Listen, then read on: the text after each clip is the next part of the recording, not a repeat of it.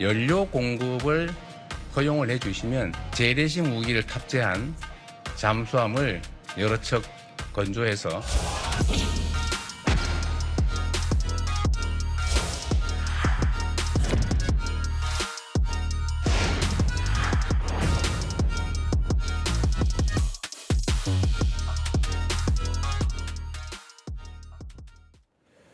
한미 정상회담 이후에 우리에게 반가운 소식이 전해졌죠. 바로 트럼프 미국 대통령이 우리나라에 핵 추진 잠수함 건조를 승인했다, 이런 소식이 전해진 겁니다. 저희가 조금 전에 이제 한미 국방장관이 첫 단추를 꼈다, 협의가 시작됐다라고까지 전해드렸어요. 아직 디테일은 좀 남아 있지만 일단 문근식 교수님이 저희가 찾아보니까 이 초대 핵 추진 잠수함 추진 단장까지도 역임을 하셨던 이력이 있어서 이번 그 소식이 굉장히 남다르실 것 같아요, 감회가. 오랜 체증이 내려간 것 같아요. 이재명 대통령이 이렇게 공식적으로 한미 정상회담 할 때 얘기를 하리라고 꿈에도 생각 못했어요. 예. 일거에 미국, 한국 국민들, 의회 다 이렇게 꼭 필요성을 유쳤고, 그다음에 우리는 왜 필요한지, 그다음에 우리는 할 수 있다, 만들 수 있다. 그러나 핵연료만 필요하다. 이걸 함으로써 주변국까지 다 공포를 했단 말이죠. 네. 이거는 이제 핵추진 잠수함을 공론화를 시키는 하나의 현장인데, 참으로 이제 해군에도 축하할 일이고, 이제는 많은 국민들이 좋아하는 반면에 또 아직도 필요성이 있느냐 없느냐 이거 가지고 따지는 사람이 있는데, 지금 얘기하면 뒷북치는 거예요. 사실 트럼프 일기 때부터 우리가 얘기를 했어요. 도와달라, 협조를 해달라니까 NCND 부정도 긍정도 안 했어요. 그렇죠. 그래서 강한 부정은 안 했기 때문에 우리 정부에서는 이미 시작을 했어요. 그래가지고 지금은 한 30% 진도가 나가죠. 대통령께서 말씀하셨으니까 이제 비밀이 아니잖아요. 그래서 그 정도 간 상태에는 이미 수천억을 투자했다, 이렇게 이해하셔도 되고, 지금 필요성 가지고 갑론을 박아는 건 시간 낭비예요. 그래서 그렇군요. 일단 잘 만들어야 되겠다, 이런 이제 국민적 여론을 응집시켰으면 좋겠다는 생각을 합니다. 자, 누구보다 국내 또 최고 전문가, 잠수함 전문가신 우리 문 교수님이 이렇게까지 흥분하시는 거 보면은 기쁜 소식이면 틀림없습니다. 그래서 그런지 전 세계가 난리였어요. 우리뿐만이 아니라요. 네. 전 세계가 놀라기 전에 저부터 놀랬고요. 네. 이거 처음에 대통령께서 얘기하는 거 보고 이렇게 공개적으로 얘기해도 되나라는 우려가 좀 들었었는데, 그 다음에 바로 트럼프 대통령이 이제 승인을 해줬다는 얘기를 들어서 놀랬고, 또 다른 나라들도 아마 저처럼 이게 될까라는 생각을 했는지, 그 AP통신이랑 로이터 통신 같은 경우에서는 트럼프 대통령이 승인을 해주고 한 발 더 나아가서 미국이 핵 추진 잠수함 건조 기술을 제공해 줄 것이다라고 이제 했습니다. 이건 약간 오해가 있는 부분이긴 한데, 오해를 하는 게 전혀 이상하지가 않은 게, 미국이 이렇게 핵 추진 잠수함에 관해서 다른 나라한테 뭔가 언급을 하거나 기술을 이전해 준다고 하거나 승인을 해준 적은 거의 없고, 아마 네. 1950년대 영국이 거의 유일한 정도 수준이기 때문에 전 다른 나라를 굉장히 많이 놀랬죠. 그래서 이제 관련 보도들도 이어지고 있고 앞으로도 계속 이어질 것으로 보이고 있습니다. 네. 자, 이렇게 트럼프 대통령의 승인으로 이제 우리나라한테 어떻게 보면 상당히 오랫동안 수건 사업이었던 게 이제 풀리기 시작하는 겁니다. 그러면 자, 이번에는 이 건조가 과연 현실화는 될 수 있을지 벌써 이제 기대도 크지만 우려가 또 나오는 것도 현실이기는 합니다. 일단 오래된 수건이라고 했으니까 짧게 한번 짚어보죠. 얼마나 오래된 수건이에요? 저도 사실 이번에 처음 알았는데 이게 김영삼 정부 때로 올라가더라고요. 그래서 그때 국제 정세를 잘 보시면 예. 소련이 무너지기 때던 때였죠. 네. 그다음에 냉전이 이제 무너지면서 우리가 당시에 이제 러시아에 차관도 빌려줬고 뭐 여러 가지 이제 불곰 사업 같은 거 진행했는데, 이때 약간 극비 사업으로 추진을 했다고 이렇게 전해지고 있고요.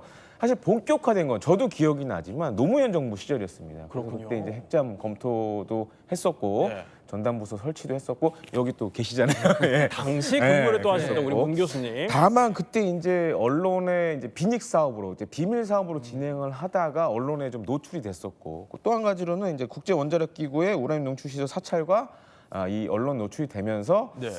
잠정적으로 약간 중단이 됐었죠. 네, 그런 일단 문제도 있었고, 또 한 가지로는 이제 우리가 이제 기술적인 문제가 있었습니다. 당시만 하더라도 우리가 이제 국산 잠수함을 건조하는 능력이 상대적으로 뒤떨어졌기 때문에 원자력 잠수함까지, 특히 이제 핵추진 잠수함까지 가는 것은 조금 시기상조다라는 얘기도 있었고요. 하지만 이어서 다음 정부에서도 지속적으로 사실 비닉으로 많이 했어요. 비닉 사업으로 진행을 했고, 다만 이제 문재인 대통령 때는 이 핵추진 잠수함보다는 예. 미사일 협정 개정에 오히려 좀 포커스가 맞춰졌었죠. 그러면서 미사일 협정은 개정을 했지만 예. 핵 추진 잠수함은 살짝 좀 뒤로 밀렸던 그런 상황이 있었습니다. 그 비닉 사업이라고 해주셔서 문 교수님께 좀 여쭤보면은 그래도 지금은 좀 밝힐 수 있다. 당시에 좀 얼마나 비밀리 하셨던 거예요?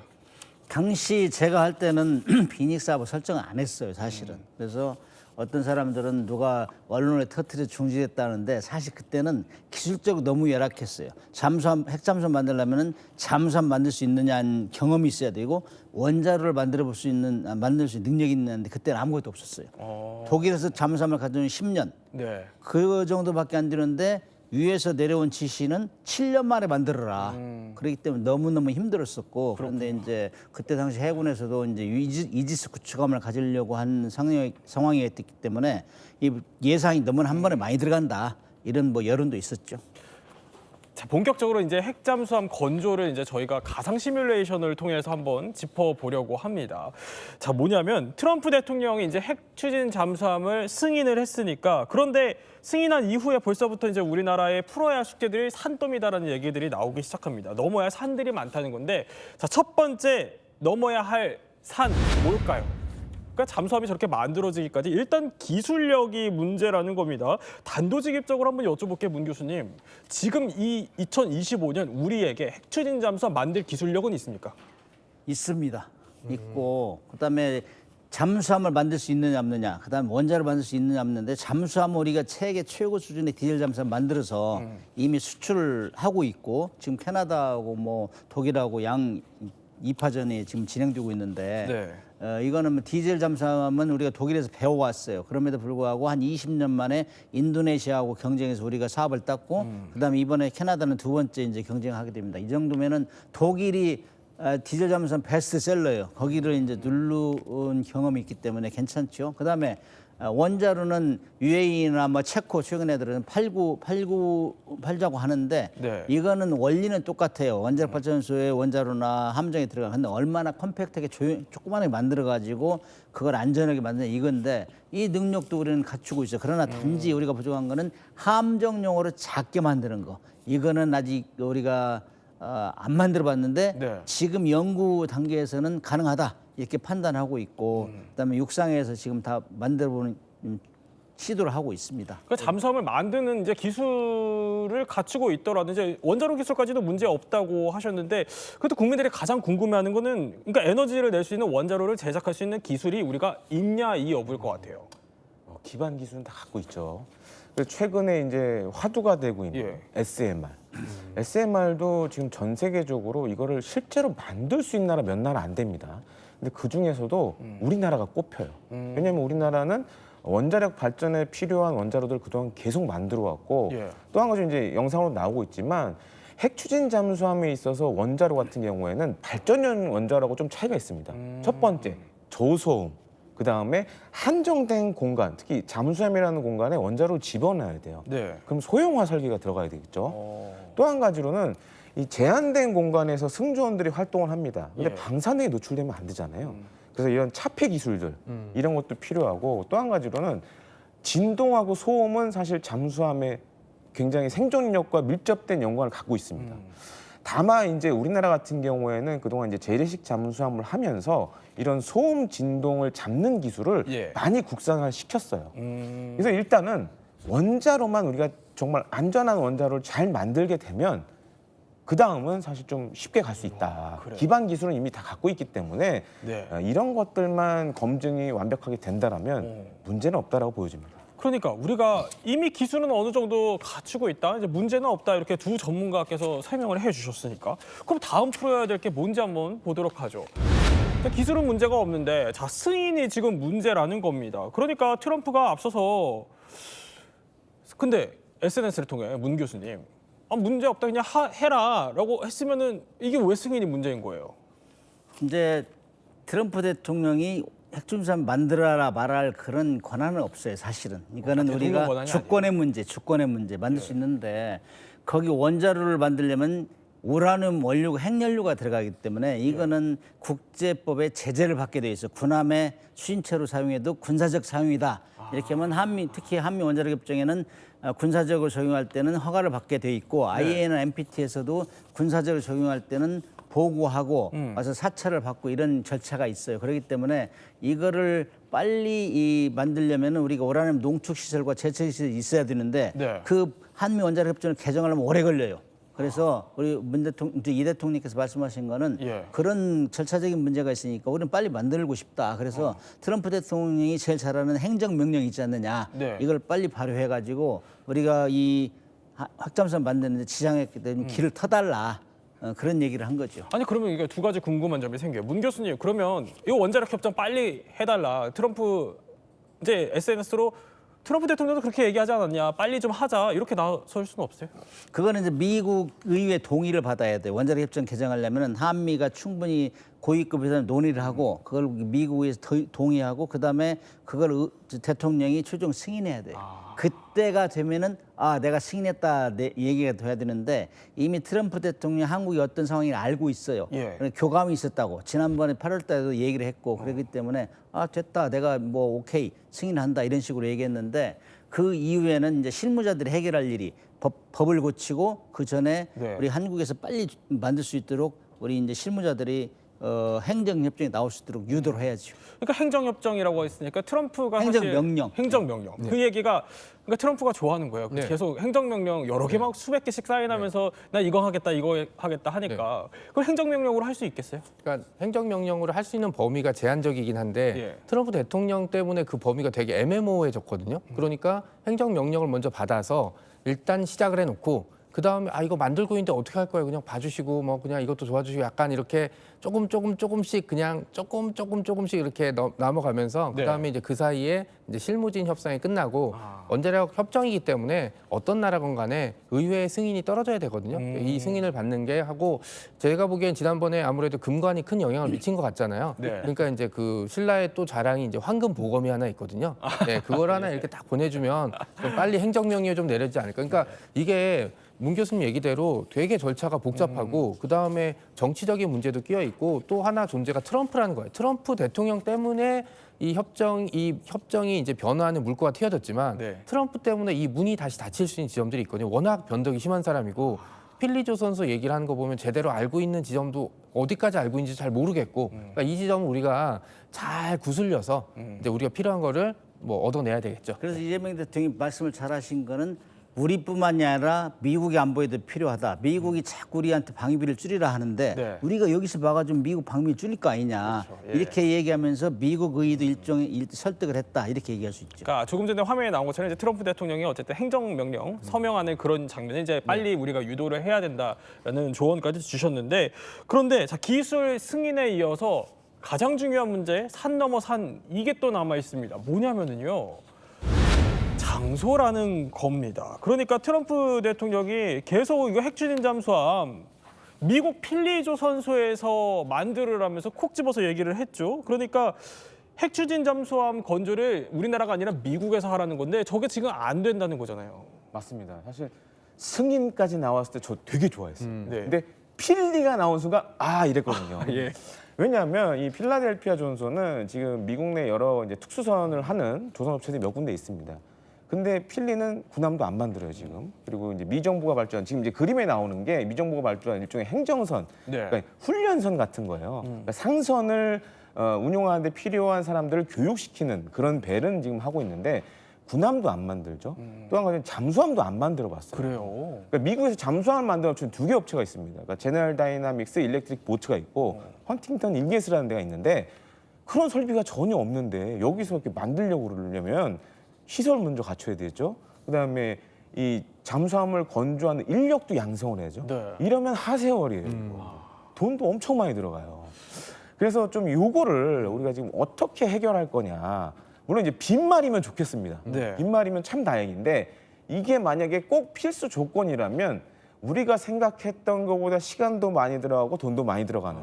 그다음에 특히 이제 원자로 관련된 시설들도 갖춰야 되는 문제가 있어요. 그렇군요. 예. 그러니까 이게 참 어렵죠. 그렇게 되면. 아니 그러면 트럼프 속내를 한번 생각해보죠. 그러니까 필리조선소에서 건조할 거다. 네. 솔직히 SNS에 그냥 뭐 미국의 그냥 조선소도 아니에요. 네. 필리라고 콕 네. 집었는데 이걸 핵잠 건조가 불가능하다는 건 몰랐을까요? 일단은 몰랐을 가능성이 절반 정도 되고요. 제가 트럼프 대통령이 하는 얘기를 보니까 하나는 뭔가 다른 의도가 있는데 이 의도를 위해서 한번 블러핑을 꺼낸 거 아닐까라는 생각. 그러니까 말씀하신 대로 필리 조선소는 선거가 2개 정도밖에 없는 굉장히 작은 곳이기 때문에 네. 여기에 원자력 추진 잠수함을 건조하려면 대규모 시설을 새로 지어야 돼요. 그러니까 거의 조선소를 새로 짓다시피 해야 되는 건데 이러려면은 조선소를 짓는 비용이 어마어마하게 많이 들어가기 때문에 한화 오션 측에서 이걸 감당할 수 있냐는 좀 다른 문제가 될 수 있거든요. 그러니까 이런 문제들이 하나 있고 그다음에 또 하나는 만약에 이게 그냥 블러핑이다 그러면 일종의 상징적인 그러니까 미국이 한국에게 원자력 추진 잠수함 건조를 허락했지만 주요한 결정이나 어떤 통제권은 우리가 갖겠다라는 식의 어떤 암묵적인 어떤 선언이 아닐까라고 이제 보고 있습니다. 앞쪽에 그냥 빈말이라 그러면 이 황금 보검이랑 이게 고국으로 된 거 몇 개 선물로 보내주면 저게 풀어질 텐데 만약에 네. 후자라 그러면 이제 그때부터는 실무진이 가서 필리 조선소가 안 되는 이유를 좀 설득하고 그다음에 이제 다른 방법으로 이제 얘기를 좀 풀어가야 되는 그런 현명한 결단이 필요합니다. 황금복은 우리 정명수 작가님이 더 좋아하시는 것 같습니다. 네, 맞습니다. 자, 근데 SNS 다시 보면은요. 아까 뭐 몰랐을 가능성을 좀 짚어주시긴 했지만 밑에 보면 미국의 조선업이 대대적인 부활을 맞을 것이라고 했거든요. 이걸 두고 그러니까 트럼프가 워낙 사업가니까 되치기 한 거다. 역으로 미국의 조선업 인프라를 만들기 위해서 한국한테 이걸 역으로 제안한 거다. 어떻게 보세요? 모르고 잘 알면서 했으면은 그냥 어거지를 부린 거고 우리를 무시한 거고 모르고 했으면 유권자를 의식한 거예요. 그러나 만약에 알면서도 저런 고집을 피운다. 네. 그러면 이건 심각한 문제가 될 수 있어요. 한미 조선업 협력이 지금 굉장히 중요한 시기에 첫 단추부터 갈등을 일으키면은 우리는 도와줄 수가 없어요. 왜? 우리가 미국을 위해서 우리가 다 시설이 있는데 왜 미국까지 지어야 되며 미국에서 지으면은 또 우리한테 가져올 때는 거기서 수출러가도 봐야 되고 한국에서 고장 나면 미국까지 수리하러 가야 돼요. 이런 아주 복잡한 절차가 있고 그다음에 기업에서도 우리가 이중 투자를 하겠어요? 여기도 시설 투자 이미 했고 네. 근데 미국에서 또 투자하고 그러면 기업에 남는 게 없죠. 장사하는 영업하는 사람들 돈이 안 나면 할 수 없는 거예요. 이런 상황을 다 고려해가지고 그래서 제가 말하고 싶은 거는 SCG를 확실히 빨리 만들어야 돼요. 네. Shipbuilding Consultative 그룹을 만들어서 조선협력 협의체를 만들어가지고 상세하게 토의를 해야 돼요. 그래서 소요 기간, 비용, 그다음에 거기에 부과되는 여러 가지 문제점을 종합적으로 검토해서 트럼프 대통령이나 우리 대통령한테 보고하고 아주 합리적인 방법으로 시작을 하지 않으면 한미 조선 협력이 오히려 갈등만 일으키는 소지가 될 수 있다. 그래요. 그렇게 생각을 합니다. 자, 그런데 이제 뭐 트럼프 대통령이 이제 고집을 만약에 꺾지 않고 필리 조선소에서 그냥 지어라 이대로 만약에 간다고 가정을 합니다. 김대혁 의원. 자, 그러면 우리가 거기 없는 인프라도 져줘야 되고 만약에 우리 인력이 아니라 미국의 인력을 그대로 가져다 쓰게 된다면 미국 인력비도 사실 어마어마하게 들거든요. 그러면은 인프라 비용에 인력 비용에 그런데 이 핵추진 잠수함 만드는 것 자체만으로도 비용이 상당하잖아요. 그렇습니다. 그래서 과거에도 몇 번 이런 연구 영역을 통해서 네. 비용 추산을 해본 적이 있어요. 그래서 이제 노무현 정부 시절에는 한 4,000톤급 이런 핵추진 잠수함을 이제 건조를 하려고 세척 기준으로 하려고 했었는데 이때는 한 1조 2천억 정도 나왔었어요. 그리고 이제 문재인 정부 때도 한번 나왔습니다. 그때가 한 1조 7천억 나왔었어요. 네. 근데 우리가 생각해보니까 필리라는 변수를 빼고 네. 국내 건조라는 환경으로 했을 때 지금 우리가 얼마 전에 진수한 장영실함이 순수 건조 비용만 9천억이 들었습니다. 그러니까 이제 광급 장비, 나라에서 사주는 네. 뭐 여러 가지 장비 빼고 건조 비용만 9천억이 들었어요. 근데 그렇게 계산해 보면 척당 건조 비용이 장영실함도 1조가 넘어가요. 근데 이제 우리가 만약에 국내에서 건조한다 그래도 여러 가지 또 시설 투자를 또 해야 됩니다. 네. 특히 이제 원자력과 관련된 투자를 해야 되기 때문에 그렇게 봤을 때 이제 제가 이제 어림짐작으로 계산해 봤을 땐 2조 원 플러스 알파 정도 하지 않을까. 물가 상승률이나 이런 걸 다 고려해 봤을 네, 때는 이제 그 정도라고 보는데 근데 그만큼 우리가 국내에서 투자한 만큼 다른 걸로 돌아오겠죠. 이제 그런 비용을 상세해 보면 이게 너무 많이 드는 건 아니다라고 말씀을 좀 지금 드리고 미국이 싶습니다. 인건비가 비싸기 때문에 이지스 구축함은 우리가 한국에서 만들면 절반값이에요. 미국에. 그럼 이거 당연히 같은 비율로 적용될 것이고 그다음에 2021년대 남중국해에서 시울프급 잠수함이 해저산에 부딪혔어요. 그래서 함수가 깨졌는데 큰 사고를 날 뻔했어요. 그 수리를 들어갔는데 2021년도 지금까지 수리하고 있어요.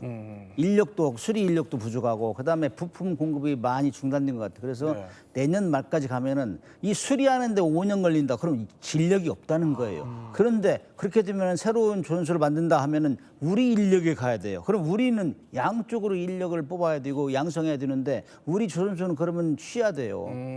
그럼 우리 빨리 만들어 미국에서 빨리 만들어 우리 빨리 많이 보내야 될 거 아니에요. 네. 이런 엄청난 그 불합리성이 있기 때문에 이건 충분히 검토해서 양국에 좋은 아이디어를 내야 된다. 만약에 진짜 개인적인 추정으로 한번 해보시면요. 그러니까 미국의 인력으로 미국에 우리가 인프라를 다 깔아주고 거기서 우리가 만약에 핵잠수함을 건조한다. 근데 목표가 2030년 중반까지 한 4-5척은 만드는 거거든요. 4척을 만든다고 가정을 해보죠. 얼마나 들어요? 그러면은 뭐 조금 전에 2조 4천억에서 3조 얘기를 했단 말이에요. 네. 한 척에 여기서는 그래요. 그럼 이 한 척에 6조 든다고 보면 6조. 64, 24조 드는데 우리 12조 든단 말이에요. 그럼 2배가 든다고. 어마어마하게 들겠네요. 그렇죠. 그래서 인건비가 비싸고 그다음에 기술자도 부족하고 진도도 안 나가고 거기다가 뭐 원자력 그 하면은 핵연료를 처리하는 가공하는 기술 공장을 만들려면은 이거는 미국에서 인허가를 받아야 돼요. 그다음에 모든 환경 조건은 미국 표준을 해야 되기 때문에 우리가 한국에 적용하던 걸 다 바꿔야 돼 또. 그러면 거기서 논쟁이 일어나고 진도가 나가겠느냐. 예. 그래서 정말 트럼프 대통령이 알고 했다면 심각한 문제를 제기한 것이고 조선 동맹은 거기 갈 수 없다. 저는 그렇게 판단합니다. 그래서 다시 정확히 판단하고 소요 기간, 비용 여러 가지 부대 조건을 검토한 후에 추진하라. 그래야 미국 트럼프 대통령이 전 세계를 상대로 얘기한 것이 헛말이 안 된다 이렇게. 정리하면 이제 좋긴 좋은 소식인데 생각하면 생각할수록 좀 머리가 복잡해지는 그런 좋은 소식이라는 겁니다. 자, 그러면 어쨌든 이 세 가지 난관을 뚫고 우리가 그 목표한 대로 2030년에 5,000톤급 이상의 핵추진 잠수함 4척을 한번 완성했다라고 가정을 해볼게요. 그럼 이제 어디에 어떻게 배치돼서 운용되는지 한번 짚어봐야 될 것 같은데 일단 문국식 교수님, 핵추진 잠수함을 만들었어요. 근데 만들고 나서 우리가 이거 한 번도 안 써봤잖아요. 그리고 이거 운용할 수 있는 능력은 있어요? 그래서 이제 우리가 제일 부족한 거는 원자로를 어떻게 운용하느냐. 이것이 제일 중요한 거. 그래서 미국에서도 원자력 잠수함 타는 사람들은 한 6개월 정도 교육을 시켜요. 네. 그래서 지금 호주도 오커스 동맹, 오커스 협정을 해가지고 이미 승조원들이 교육을 해준 걸로 알고 있어요. 그래요? 우리도 그런 협력을 오늘 피트 헤그세스가 적극 지원하게 했더니 그런 거 해주겠죠. 그렇게 해서 그 부분만 보완하면은 디젤 잠수함 우리가 세계 최고로 운용을 잘해요. 네. 림팩 가서 훈련하는 거 보면 우리 깜짝 놀란다고. 그렇기 때문에 그 분야만 보완해달라. 자우지간 핵이 문제입니다. 핵 쪽이 문제입니다. 네. 그것만 보완하면 문제 없다. 저는 그렇게 생각합니다. 그러니까 이거는 뭐 해외에서 실습하면 되는 문제다. 네. 자, 이런 설명이신 거고. 자, 그러면 이제 본격적으로 해외에서 실습을 했어요.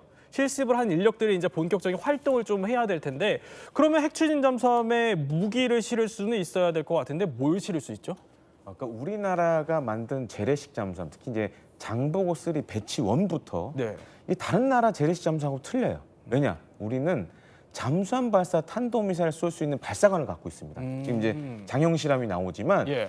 기존에 이제 도산 안창호함은 발사관이 6개였으면 장형 실험은 10개로 늘어났어요. 그러니까 이게 어떻게 보면 우리 해군의 재래식 잠수함만이 갖고 있는 특징 중에 하나예요. 오. 그러니까 이제 은밀하게 적 깊은 곳을 타격할 수 있는 그런 능력. 네. 그래서 아마 이제 이 핵추진 잠수함을 하게 되면 사실 이제 물 밖에 나올 일이 없죠.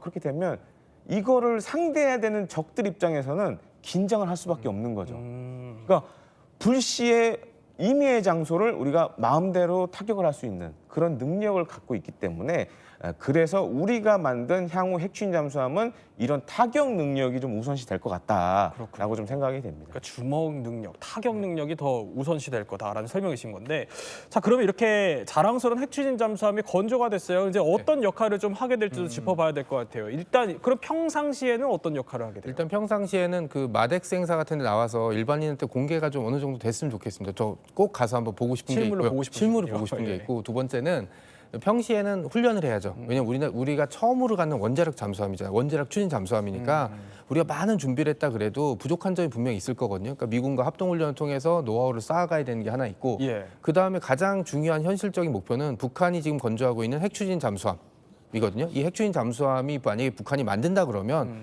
우리의 디젤 잠수함은 추격을 할 수가 없습니다. 왜냐하면 우리는 아주 짧게 달리는 단거리 스프린터라면 이 북한의 핵추진 잠수함은 핵추진이 있는 게 사실이라면 마라토너거든요. 네. 짧은 순간은 추적을 할 수 있을지 모르겠지만 긴 거리의 추적은 불가능하기 때문에 북한의 잠수함을 평시에 추적하는 게 가장 큰 일. 그다음에 또 평상시에 군이나 군에 관련된 무기가 가장 중요한 거는 전시에 대비하는 훈련들이거든요. 그건 전시에 대비. 그리고 이제 여기 항상 언급된 영화가 예전에 나왔던 유령이란 영화 있거든요. 아, 그 유령이란 정우성 씨. 네, 정우성 씨 나왔던 그 최민수 씨랑 나왔던 영화인데 거기 보면 함장이 그 출항할 때 그 얘기를 합니다. 이 유령은 대한민국이 가지고 있는 가장 강력한 무기다. 그러니까는 이제 아마 핵추진 잠수함이 만들어지게 되면 같은 이제 개념이 되기 때문에 전시에 사용하게 될 수 있는 모든 준비를 마치는 게 평시에 해야 될 일입니다. 그럼 이제 평시를 짚어봤으면은 이것도 궁금해. 이제 우리가 핵추진 잠수함을 어렵게 내척을 만들었습니다. 그럼 어느 부대에 어디에 어떻게 배치될까요?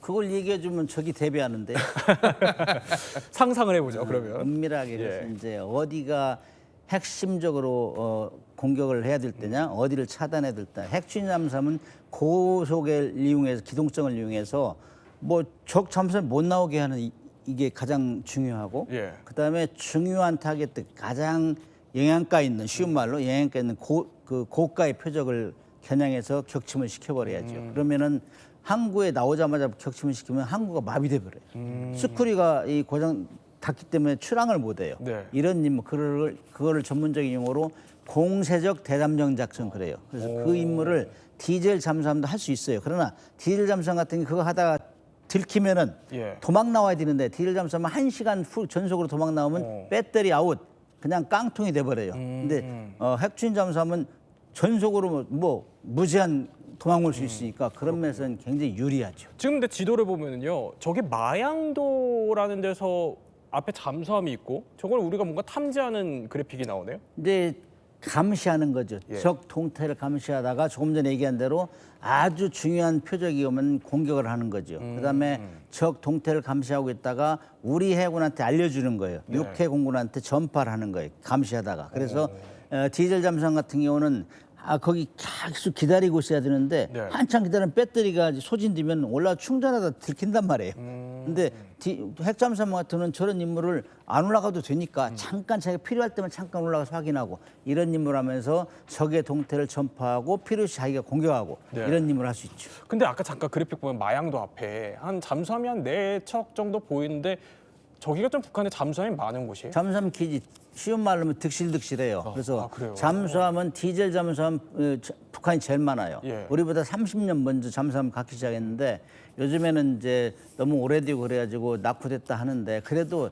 잠수함이라는 건 일단 성능이 좋든 말든 예. 하나 물속으로 들어가면 게릴라 세력이 변하기 때문에 엄청 두렵다고. 그렇기 때문에 미리 차단해야 돼 나오는 걸 그런 작전을 해야 됩니다. 근데 네. 항구 입구 정도에 이제 대기하고 있다가 만약 전시다 그러면 그때부터 이제 무장을 쏘기 시작하는 겁니다. 전시. 네, 그래서 이제 우리 국내에서 만든 특별한 기뢰가 하나 있어요. 이제 자항 기뢰라고 하는데 네. 자항 기뢰 같은 경우에 항구 내부까지 기뢰가 움직여서 들어갑니다. 그럼 나왔을 때 이 기뢰 탐색이 되면 공격 당하는 거죠.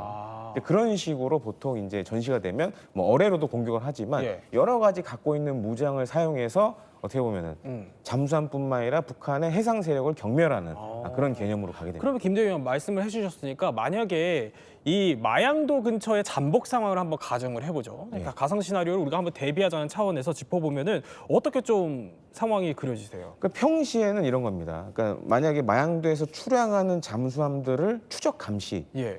임무가 이제 가장 크다고 할 수 있고 또 한 가지로는 잠수함만에서 나오는 독특한 소리가 있어요. 음문. 이걸 따는 것도 굉장히 중요해요. 그리고 이제 전시가 되면 예. 못 나오게 해야죠. 그러니까 기뢰도 뿌리고 그다음에 어뢰로 공격하고 그다음에 SLBM 탑재된 미사일로 기지를 파괴하는 그런 식의 작전을 하지 않을까 이렇게 예. 생각이 됩니다. 그렇군요.